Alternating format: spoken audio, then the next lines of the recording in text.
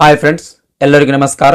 ಭಾರತೀಯ ಇಲಾಖೆಯಲ್ಲಿ ಖಾಲಿ ಇರುವ ಟೆಕ್ನಿಷಿಯನ್ ಹುದ್ದೆಗಳ ನೇಮಕಾತಿಗಾಗಿ ರೈಲ್ವೆ ರಿಕ್ರೂಟ್ಮೆಂಟ್ ಬೋರ್ಡ್ ಅಂದ್ರೆ RRB ಇಂದ ನೋಟಿಫಿಕೇಶನ್ ಹೊರಡಿಸಿರುವಂಥದ್ದು. ನೋಟಿಫಿಕೇಶನ್ನ ಸಂಪೂರ್ಣ ಮಾಹಿತಿ ಈ ವಿಡಿಯೋದೊಳಗಿರ್ತದೆ. ಹಾಗಾಗಿ ವಿಡಿಯೋ ಸ್ಕಿಪ್ ಮಾಡಲಾರ್ದಂಗೆ ಕೊನೆ ತನಕ ನೋಡ್ರಿ. ಇವಾಗೇನು ನೋಟಿಫಿಕೇಶನ್ ಹೊರಡಿಸಿರಲ್ರಿ, ಇದು ಟೆಕ್ನಿಷಿಯನ್ ಹುದ್ದೆಗಳ ನೇಮಕಾತಿಗಾಗಿ ನೋಟಿಫಿಕೇಶನ್ ಹೊರಡಿಸಿರುವಂಥದ್ದು. ಈ ಟೆಕ್ನಿಷಿಯನ್ ಹುದ್ದೆಗಳಲ್ಲಿಯೇ ಟೆಕ್ನಿಷಿಯನ್ ಗ್ರೇಡ್ 1 ಆಮೇಲೆ ಟೆಕ್ನಿಷಿಯನ್ ಗ್ರೇಡ್ 3 ಅಂತ ಹುದ್ದೆಗಳು ಇರುವಂಥದ್ದು. ಒಟ್ಟಾರೆಯಾಗಿ 30 ವಿವಿಧ ರೀತಿಯ ಹುದ್ದೆಗಳು ಖಾಲಿ ಇರುವಂಥದ್ದು ರೀ. ಇಲ್ಲಿದೆ ನೋಡ್ರಿ, 30 ವಿವಿಧ ರೀತಿಯ ಹುದ್ದೆಗಳು ಖಾಲಿ ಇರುವಂಥದ್ದು. ಭಾರತದಾದ್ಯಂತ ಒಟ್ಟಾರೆಯಾಗಿ 6238 ಹುದ್ದೆಗಳು ಖಾಲಿ ಇರುವಂಥದ್ದು. ಆಮೇಲೆ ಈಗ ಒಂದಕ್ಕಿಂತ ಹೆಚ್ಚು ಹುದ್ದೆಗಳಿಗೆ ಅರ್ಜಿ ಸಲ್ಲಿಸಬೇಕಂತ ಅನ್ಕೊಂಡಿದ್ರಿ ಅಂತ ತಿಳ್ಕೊಳ್ರಿ. ಅರ್ಜಿ ಸಲ್ಲಿಸಬಹುದ್ರಿ, ಆದ್ರೆ ಪೇ ಲೆವೆಲ್ನ ಆಧಾರದ ಮೇಲೆ ಸಪರೇಟ್ ಅರ್ಜಿ ಸಲ್ಲಿಸಬೇಕು. ಉದಾಹರಣೆಗಾಗಿ ಇಲ್ಲಿ ಪೇ ಲೆವೆಲ್ 5 ಇದೆ, ಇಲ್ಲಿ ಪೇ ಲೆವೆಲ್ 2ರ ಹುದ್ದೆ ಇದೆ. ಈ ಪೇ ಲೆವೆಲ್ 5ರ ಹುದ್ದೆಗೂ ಅರ್ಜಿ ಸಲ್ಲಿಸ್ಬೇಕು ಅನ್ಕೊಂಡ್ರಿ, ಈ ಪೇ ಲೆವೆಲ್ 2ರ ಹುದ್ದೆಗೂ ಅರ್ಜಿ ಸಲ್ಲಿಸ್ಬೇಕು ಅನ್ಕೊಂಡಿರಿ ಅಂತ ತಿಳ್ಕೊಳ್ರಿ. ಇಂಥ ಸಂದರ್ಭದಲ್ಲಿ ನೀವು ಸಪರೇಟ್ ಅರ್ಜಿ ಸಲ್ಲಿಸ್ಬೇಕು. ಅಂದ್ರ ಪೇ ಲೆವೆಲ್ 5ರ ಹುದ್ದೆಗೆ ಸಪರೇಟ್ ಅರ್ಜಿ, ಪೇ ಲೆವೆಲ್ 2ರ ಹುದ್ದೆಗೆ ಸಪರೇಟ್ ಅರ್ಜಿ. ಇವೆಲ್ಲಾನು ಪೇ ಲೆವೆಲ್ 2ರ ಹುದ್ದೆಗಳ ಸ್ನೇಹಿತರೆ. ಇಲ್ಲೇನು ಕಾಣ್ತಾವಲ್ರಿ, ಇವೆಲ್ಲಾನು ಪೇ ಲೆವೆಲ್ 2ರ ಹುದ್ದೆಗಳು. ಈ ಪೇ ಲೆವೆಲ್ 2ರ ಹುದ್ದೆಗಳಲ್ಲಿಯೇ ಒಂದಕ್ಕಿಂತ ಹೆಚ್ಚು ಹುದ್ದೆಗಳಿಗೆ ನೀವು ಅರ್ಜಿ ಸಲ್ಲಿಸ್ಬೇಕಂತ ಅನ್ಕೊಂಡಿದ್ರಿ ಅಂತಂದ್ರೆ ಒಂದೇ ಅಪ್ಲಿಕೇಶನ್ ಸಲ್ಲಿಸಿದ್ರೆ ಸಾಕು ಸ್ನೇಹಿತರೆ. ಸಪರೇಟ್ ಅರ್ಜಿ ಸಲ್ಲಿಸುವಂತ ಅವಶ್ಯಕತೆ ಇಲ್ಲ. ಉದಾಹರಣೆಗಾಗಿ ಸೀರಿಯಲ್ ನಂಬರ್ 2ರಲ್ಲಿ ಏನಾದ್ರೆ ಟೆಕ್ನಿಷಿಯನ್ ಗ್ರೇಡ್ 3 ಟ್ರ್ಯಾಕ್ ಮಷಿನ್ ಅದ, ಈ ಹುದ್ದೆಗೆ ನೀವು ಅರ್ಜಿ ಸಲ್ಲಿಸ್ಬೇಕಂತ ಅನ್ಕೊಂಡ್ರಿ.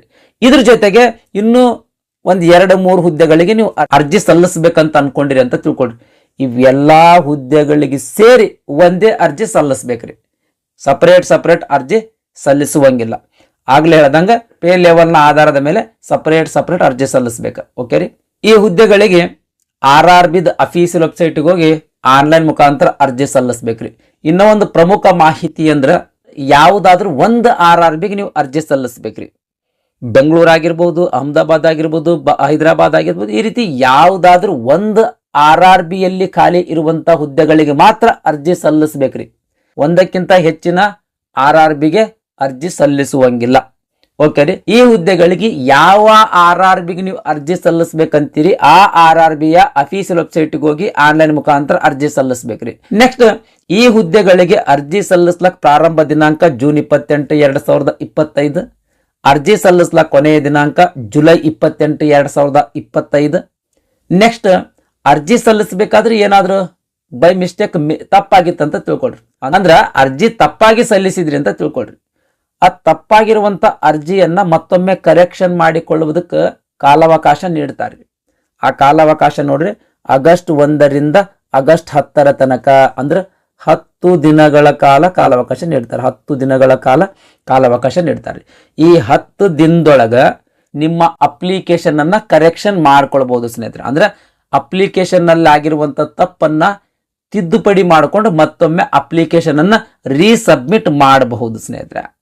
ನೆಕ್ಸ್ಟ್, ಅಂಗವಿಕಲರಿದ್ರಿ ಅಂತ ತಿಳ್ಕೊಳ್ರಿ. ಅವ್ರಿಗೆ ಎಕ್ಸಾಮ್ ಬರೆಯಕ್ಕೆ ಒಬ್ಬ ಹೆಲ್ಪಿಂಗ್ ಹ್ಯಾಂಡ್ ಬೇಕು, ಅದಕ್ಕೆ ಸ್ಕ್ರೈಬ್ ಅಂತ ಕರೀತಾರೆ ಸ್ನೇಹಿತರೆ. ಸ್ಕ್ರೈಬ್ ಬೇಕಾಗಿತ್ತು ಅಂತ ತಿಳ್ಕೊಳ್ರಿ. 2 ಕಣ್ಣು ಕಾಣಿಸೋದಿಲ್ಲ ಅಥವಾ 2 ಕೈಗಳ ಅಂಗವೈಕಲ್ಯತೆ ಇತ್ತು ಅಂತ ತಿಳ್ಕೊಳ್ರಿ. ಅಂತವ್ರು ಮಾತ್ರ ಎಕ್ಸಾಮಿನೇಷನ್ಗೆ ಒಬ್ಬ ಹೆಲ್ಪಿಂಗ್ ಸಹಾಯಕನನ್ನ ಪಡ್ಕೊಳ್ಬಹುದು. ಆ ಸಹಾಯಕನನ್ನ ಪಡೆದುಕೊಳ್ಳುವುದಕ್ಕಾಗಿ ಡೀಟೇಲ್ಸ್ ಅನ್ನ ಫಿಲ್ ಮಾಡ್ಬೇಕ್ರಿ. ಯಾವಾಗ್ರಿ? ಆಗಸ್ಟ್ 11ರಿಂದ ಆಗಸ್ಟ್ 15ರ ತನಕ ಅಂದ್ರೆ 5 ದಿನಗಳ ಕಾಲಾವಕಾಶ ಕೊಡ್ತಾರೆ. ಈ 5 ದಿನದೊಳಗಾಗಿ ಸ್ಕ್ರೈಬ್ ಡೀಟೇಲ್ಸ್ ಅನ್ನ ಫಿಲ್ ಮಾಡ್ಬೇಕ್ರಿ. ನೆಕ್ಸ್ಟ್, ಟೆಕ್ನಿಷಿಯನ್ ಗ್ರೇಡ್ 1 ಸಿಗ್ನಲ್ ವಿಭಾಗ 183 ಹುದ್ದೆಗಳು ಖಾಲಿ ಇರುವಂತದ್ದು. ಟೆಕ್ನಿಷಿಯನ್ ಗ್ರೇಡ್ 3 6055 ಹುದ್ದೆಗಳ ಖಾಲಿ ಇರುವಂತದ್ದು. ಒಟ್ಟಾರೆಯಾಗಿ ಭಾರತದಾದ್ಯಂತ 6238 ಹುದ್ದೆಗಳು ಖಾಲಿ ಇರುವಂತದ್ದು. ಈ ಟೆಕ್ನಿಷಿಯನ್ ಗ್ರೇಡ್ 1ರ ಹುದ್ದೆಗೆ ಪ್ರತಿ ತಿಂಗಳಿಗೆ 29,200 ರೂಪಾಯಿ ಬೇಸಿಕ್ ಪೇಮೆಂಟ್ ಇರುವಂತದ್ದು. ಈ ಬೇಸಿಕ್ ಪೇಮೆಂಟ್ ಮೇಲೆ ಇನ್ ಅಡಿಷನ್ ಆಗಿ ಹಲವಾರು ಅಲವೆನ್ಸಸ್ಗಳು ಕೂಡ ನೀಡಲಾಗ್ತದ್ರಿ. ಆ ಅಲವೆನ್ಸಸ್ ಎಲ್ಲ ಸೇರಿಸಿದ್ರೆ ಒಂದು 40,000 ರೂಪಾಯಿ ತನಕ ಪೇಮೆಂಟ್ ನಿಮ್ ಕೈಗೆ ಸಿಗಬಹುದು. ನೆಕ್ಸ್ಟ್, ಟೆಕ್ನಿಷಿಯನ್ ಗ್ರೇಡ್ 3ರ ಹುದ್ದೆಗೆ ಪ್ರತಿ ತಿಂಗಳಿಗೆ 19,900 ರೂಪಾಯಿ ಬೇಸಿಕ್ ಪೇಮೆಂಟ್ ಇರುವಂತದ್ದು. ಆಗ್ಲಿಲ್ದಂಗ ಈ ಹುದ್ದೆಗಳಿಗೂ ಕೂಡ ಇನ್ ಎಡಿಷನ್ ಆಗಿ ಅಂದ್ರೆ ಹೆಚ್ಚುವರಿಯಾಗಿ ಹಲವಾರು ಅಲವೆನ್ಸಸ್ಗಳು ಕೂಡ ನೀಡಲಾಗ್ತದ. ಅಲವೆನ್ಸಸ್ ಎಲ್ಲ ಸೇರಿಸಿದ್ರೆ ಪ್ರತಿ ತಿಂಗಳಿಗೆ ಒಂದು 30,000 ರೂಪಾಯಿ ತನಕ ಪೇಮೆಂಟ್ ನಿಮ್ಮ ಕೈಗೆ ಸಿಗಬಹುದು.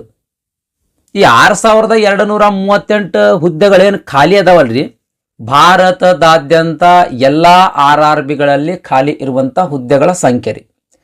ಇನ್ನು ಬೆಂಗಳೂರು RRB ಒಳಗ ಎಷ್ಟು ಹುದ್ದೆಗಳು ಖಾಲಿ ಅದಾವ ಅಂದ್ರೆ ಎಷ್ಟು ವ್ಯಾಕೆನ್ಸಿ ಅದಾವ ಅಂತ ಅನ್ನೋದ್ರ ಬಗ್ಗೆ ನೋಡಿದ್ರೆ ಇಲ್ಲಿ ಲಿಸ್ಟ್ ಕೊಟ್ಟಾರ ನೋಡ್ರಿ. ಇಲ್ಲಿ ಹುದ್ದೆಯ ಹೆಸರು, ಆಮೇಲೆ ಎಷ್ಟೆಷ್ಟು ವ್ಯಾಕೆನ್ಸಿ ಖಾಲಿ ಅದಾವ, ಹುದ್ದೆಗಳ ಸಂಖ್ಯೆ ಇಲ್ಲಿ ಕೊಟ್ಟಿರುವಂಥದ್ದು. ಅದೇ ರೀತಿ ಹುದ್ದೆಗಳ ವರ್ಗೀಕರಣ ಕೂಡ ಕೊಟ್ಟಿರುವಂಥದ್ದು ಸ್ನೇಹಿತರೆ. ವಿಡಿಯೋ ಪಾಸ್ ಮಾಡಿ ನೋಡ್ರಿ. ಅದೇ ರೀತಿ ಎಲ್ಲ RRB ವೇಕೆನ್ಸಿ ಡೀಟೇಲ್ಸ್ ನೋಡ್ಕೊಳ್ರಿ. ಯಾವ RRBಗೆ ಅರ್ಜಿ ಸಲ್ಲಿಸಬೇಕು ಅಂತ ಒಮ್ಮೆ ಯೋಚನೆ ಮಾಡಿ ಅದನ್ನ ಡಿಸೈಡ್ ಮಾಡಿ ಅರ್ಜಿ ಸಲ್ಲಿಸ್ರಿ. ನೆಕ್ಸ್ಟ್, ಈ ಹುದ್ದೆಗಳಿಗೆ ಅರ್ಜಿ ಸಲ್ಲಿಸಬೇಕಾಗಿತ್ತು ಅಂದ್ರ ಎಜುಕೇಶನ್ ಕ್ವಾಲಿಫಿಕೇಶನ್ ಏನ್ ಮುಗಿಸಿರ್ಬೇಕು ಅಂತ ಅನ್ನೋದ್ರ ಬಗ್ಗೆ ಮಾಹಿತಿ ನೋಡೋಣ್ರಿ. ಟೆಕ್ನಿಷಿಯನ್ ಗ್ರೇಡ್ 1 ಸಿಗ್ನಲ್ ವಿಭಾಗ, BSc ಸೈನ್ಸ್ ಪಾಸ್ ಮಾಡಿದ್ರೆ ಅರ್ಜಿ ಸಲ್ಲಿಸಬಹುದ್ರಿ. ಆದ್ರೆ ಫಿಸಿಕ್ಸ್ ಒಂದು ಸಬ್ಜೆಕ್ಟ್ ಆಗಿ ಓದಿರ್ಬೇಕು. ಅಥವಾ ಎಲೆಕ್ಟ್ರಾನಿಕ್ಸ್ ಆಗಿರ್ಬೋದು, ಕಂಪ್ಯೂಟರ್ ಸೈನ್ಸ್ ಆಗಿರ್ಬೋದು, ಇನ್ಫಾರ್ಮೇಶನ್ ಟೆಕ್ನಾಲಜಿ ಆಗಿರ್ಬೋದು, ಅಥವಾ ಇನ್ಸ್ಟ್ರುಮೆಂಟೇಶನ್ ಆಗಿರ್ಬೋದು. ಇವಿಷ್ಟು ಸ್ಟ್ರೀಮ್ದೊಳಗೆ ಯಾವುದಾದ್ರೂ ಒಂದು ಸ್ಟ್ರೀಮ್ ಅಥವಾ ಒಂದು ವಿಷಯದಲ್ಲಿ ಪದವಿ ಪಾಸ್ ಮಾಡಿದವರು ಅರ್ಜಿ ಸಲ್ಲಿಸಬಹುದು. ಅದೇ ರೀತಿ ಈ ಮೇಲಿನ ಏನು ಸ್ಟ್ರೀಮ್ ಹೇಳಿನಲ್ರಿ, ಇದೇ ಸ್ಟ್ರೀಮಿನಲ್ಲಿ ಡಿಪ್ಲೊಮಾ ಪಾಸ್ ಮಾಡಿದವರು ಕೂಡ ಅರ್ಜಿ ಸಲ್ಲಿಸಬಹುದು.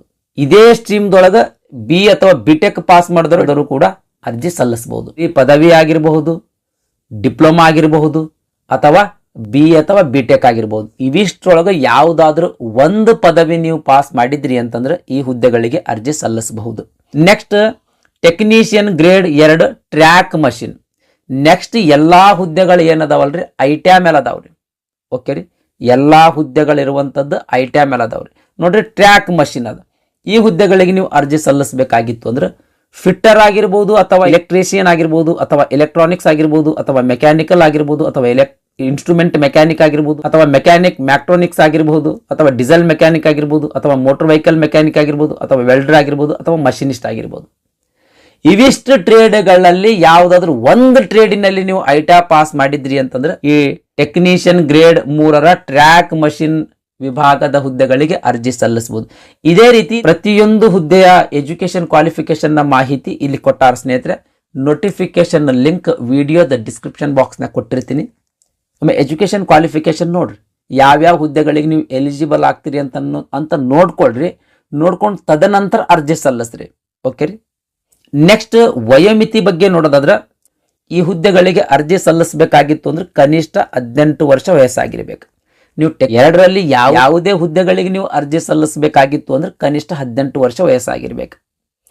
ಇನ್ನು ಗರಿಷ್ಠ ವಯೋಮಿತಿ ಬಗ್ಗೆ ನೋಡೋದಾದ್ರೆ ಟೆಕ್ನಿಷಿಯನ್ ಗ್ರೇಡ್ 1 ಹುದ್ದೆಗೆ ಅರ್ಜಿ ಸಲ್ಲಿಸಬೇಕಾಗಿತ್ತು ಅಂದ್ರೆ ಗರಿಷ್ಠ 33 ವರ್ಷ ವಯೋಮಿತಿ ಆಗಿರ್ತದ್ರಿ. ಗರಿಷ್ಠ 33 ವರ್ಷ ಮೀರಿರಬಾರ್ದು. ಇನ್ನು ಟೆಕ್ನಿಷಿಯನ್ ಗ್ರೇಡ್ 3 ಹುದ್ದೆಗಳಿಗೆ ಅರ್ಜಿ ಸಲ್ಲಿಸಬೇಕಂತ ಅನ್ಕೊಂಡಿದ್ರಿ ಅಂದ್ರೆ ಗರಿಷ್ಠ 30 ವರ್ಷ ವಯೋಮಿತಿ ಮೀರಿರಬಾರ್ದ್ರಿ. ಓಕೆ ರೀ. ನೆಕ್ಸ್ಟ್, ಈ ಗರಿಷ್ಠ ವಯೋಮಿತಿಯ ಮೇಲೆ ಇನ್ ಅಡಿಷನ್ ಆಗಿ ಏಜ್ ರಿಲ್ಯಾಕ್ಸೇಷನ್ ಕೂಡ ನೀಡಲಾಗ್ತದ್ರಿ. ಅಂದ್ರೆ ವಯೋಮಿತಿ ಸಡಿಲಿಕೆ ಬಗ್ಗೆ ನೋಡೋದಾದ್ರೆ ನೋಡ್ರಿ, ಟೆಕ್ನಿಷಿಯನ್ ಗ್ರೇಡ್ 1 ಸಿಗ್ನಲ್ ವಿಭಾಗದ ಹುದ್ದೆಗಳದ ವಯೋಮಿತಿ ಸಡಿಲಿಕೆ ಬಗ್ಗೆ ನೋಡೋಣ್ರಿ. SC ಮತ್ತು ST ಕೆಟಗರಿ ಅಭ್ಯರ್ಥಿಗಳಿಗೆ 5 ವರ್ಷಗಳು, OBC ಕೆಟಗರಿ ಅಭ್ಯರ್ಥಿಗಳಿಗೆ 3 ವರ್ಷಗಳು, ಮಾಜಿ ಸೈನಿಕ ಅಭ್ಯರ್ಥಿಗಳು, ಸಾಮಾನ್ಯ ವರ್ಗದ ಮಾಜಿ ಸೈನಿಕ ಮತ್ತು EWS ಕೆಟಗರಿಯ ಮಾಜಿ ಸೈನಿಕ ಅಭ್ಯರ್ಥಿ ಇದ್ರೆ 3 ವರ್ಷ. ಅಂದ್ರೆ ಎಷ್ಟು ವರ್ಷ ಸೈನ್ಯದೊಳಗೆ ಸೇವೆ ಸಲ್ಲಿಸಿರ್ತಾರ ಅದ್ರ ಮೇಲೆ ಇನ್ ಅಡಿಷನ್ ಆಗಿ 3 ವರ್ಷ. ನೆಕ್ಸ್ಟ್, OBC ಕೆಟಗರಿಯ ಮಾಜಿ ಸೈನಿಕ ಅಭ್ಯರ್ಥಿ ಇದ್ರೆ 6 ವರ್ಷ. SC ಮತ್ತು ST ಕೆಟಗರಿಗೆ ಸೇರಿದ ಮಾಜಿ ಸೈನಿಕ ಅಭ್ಯರ್ಥಿ ಇದ್ರೆ 8 ವರ್ಷ. ನೆಕ್ಸ್ಟ್, ಇನ್ನು ಅಂಗವಿಕಲ ಅಭ್ಯರ್ಥಿ, ಜನರಲ್ ಕೆಟಗರಿಯ ಅಂಗವಿಕಲ ಅಭ್ಯರ್ಥಿ ಅಥವಾ EWS ಕೆಟಗರಿಯ ಅಂಗವಿಕಲ ಅಭ್ಯರ್ಥಿ ಇದ್ರೆ 10 ವರ್ಷ. OBC ಕೆಟಗರಿಯ ಅಂಗವಿಕಲ ಅಭ್ಯರ್ಥಿ ಇದ್ರೆ 13 ವರ್ಷ. SC ಮತ್ತು ST ಕೆಟಗರಿಯ ಅಂಗವಿಕಲ ಅಭ್ಯರ್ಥಿಗೆ 15 ವರ್ಷ.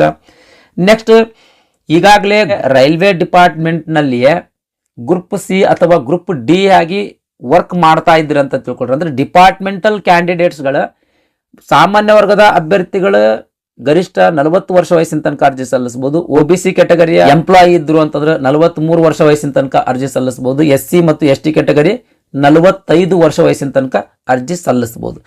ಮಹಿಳಾ ಅಭ್ಯರ್ಥಿಗಳು, ವಿಧವೆ ಅಭ್ಯರ್ಥಿಗಳು ಮತ್ತು ಡಿವೋರ್ಸ್ ಆಗಿರುವಂತ ಅಭ್ಯರ್ಥಿಗಳದ ವಯೋಮಿತಿ ಇಲ್ಲದ ಸ್ನೇಹಿತರೆ.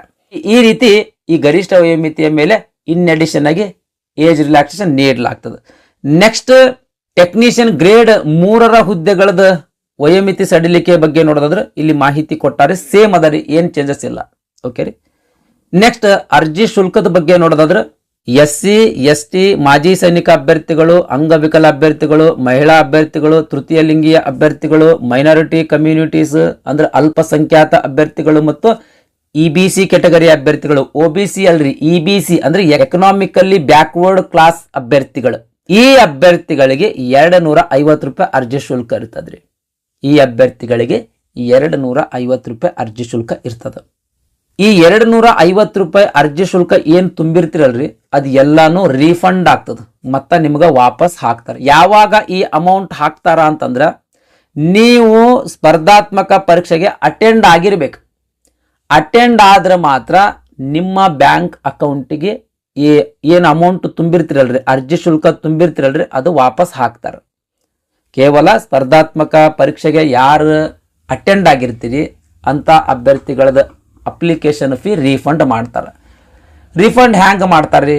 ಅಪ್ಲಿಕೇಶನ್ ಹಾಕಬೇಕಾದ್ರೆ ಬ್ಯಾಂಕ್ ಡೀಟೇಲ್ಸ್ ಏನು ಕೊಟ್ಟಿರ್ತೀರಲ್ರಿ, ಅದೇ ಬ್ಯಾಂಕ್ ಡೀಟೇಲ್ಸಿಗೆ ನಿಮ್ದು ಅಪ್ಲಿಕೇಶನ್ ಫೀ ವಾಪಸ್ ಹಾಕ್ತಾರೆ.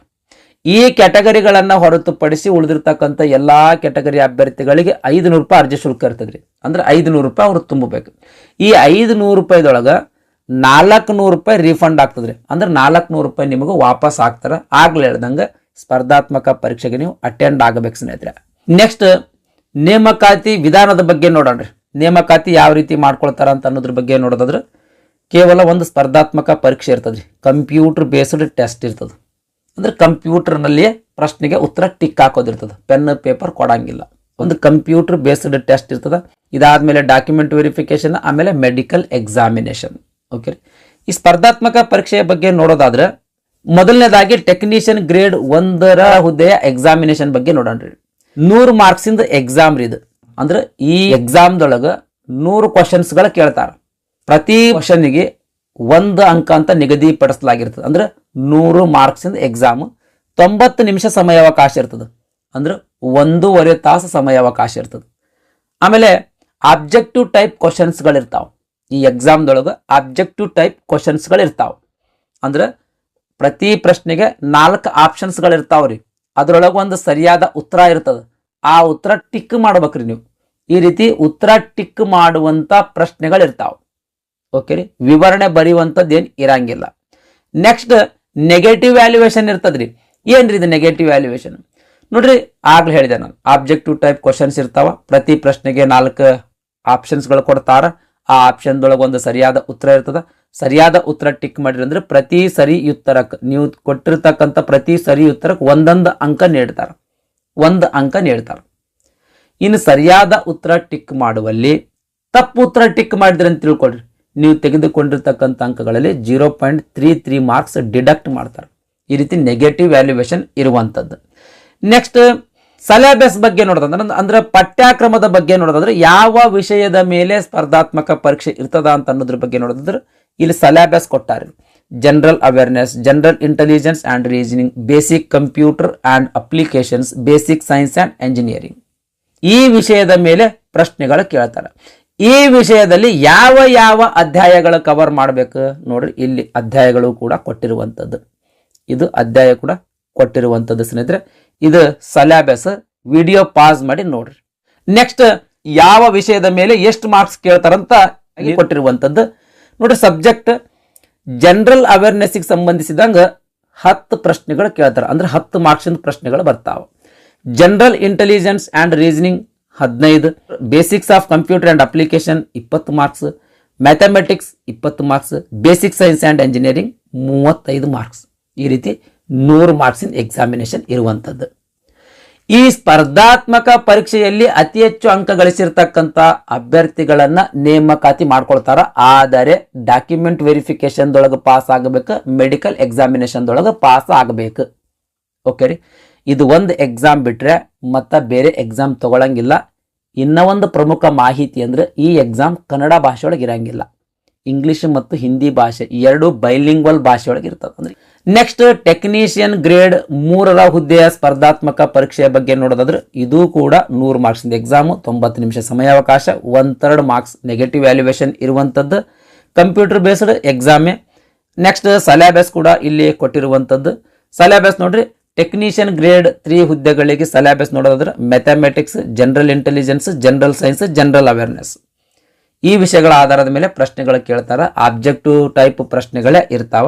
ಯಾವ ವಿಷಯಕ್ಕೆ ಸಂಬಂಧಿಸಿದಂಗೆ ಎಷ್ಟು ಮಾರ್ಕ್ಸ್ ಕೇಳ್ತಾರ ಅಂತ ಅನ್ನೋದ್ರ ಬಗ್ಗೆ ನೋಡೋದಾದ್ರೆ ಮ್ಯಾಥಮೆಟಿಕ್ಸಿಗೆ ಸಂಬಂಧಿಸಿದಂಗೆ 25 ಮಾರ್ಕ್ಸ್, ಜನರಲ್ ಇಂಟೆಲಿಜೆನ್ಸ್ ಆ್ಯಂಡ್ ರೀಸನಿಂಗಿಗೆ ಸಂಬಂಧಿಸಿದಂಗೆ 25 marks, general science 40, general awareness 10 marks. ಈ ರೀತಿ 100 ಮಾರ್ಕ್ಸಿನ ಎಕ್ಸಾಮ್ ಸ್ನೇಹಿತರೆ.